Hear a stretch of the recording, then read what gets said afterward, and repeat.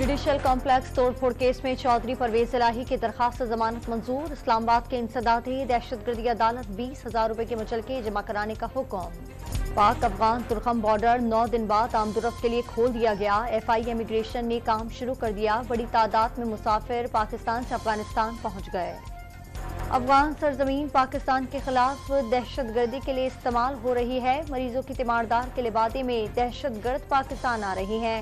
ख्वाजा आसिफ का ट्वीट। मस्तूंग धमाके के खिलाफ जमीयत उलमा इस्लाम की अपील पर कोयटा में शटरडाउन हड़ताल। शहर के बेशतर कारोबारी मराकज और दुकानें बंद, सड़कों पर सन्नाटा।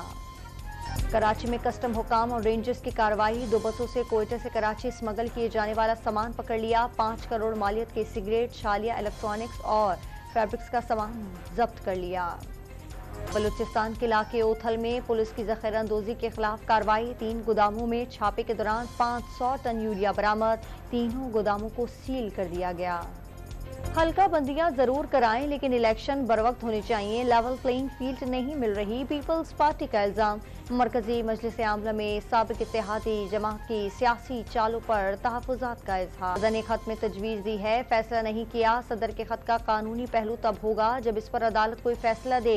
निगरान वज़ीर आज़म की गुफ्तगू। इलेक्शन की तारीख के हवाले से इलेक्शन कमीशन पर एतमाद का इजहार।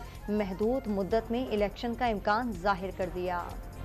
श्रीलंका से शिकस्त के बाद पाकिस्तान एशिया कप से बाहर। दिफाई चैंपियन श्रीलंका ने सनसनीखेज मुकाबले के बाद पाकिस्तान को 2 विकेटों से हरा दिया।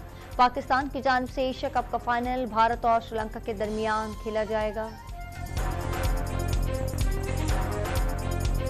और सऊदी अरब की दावत पर जंगबंदी मुज़ाकरात के लिए यमनी हौसियों का वफ्द रियाद पहुंच गया। सऊदी अरब ने ओमान की सालसी में होने वाले मुज़ाकरात के फैसलों पर अमल दरामद के लिए बातचीत की दावत दी।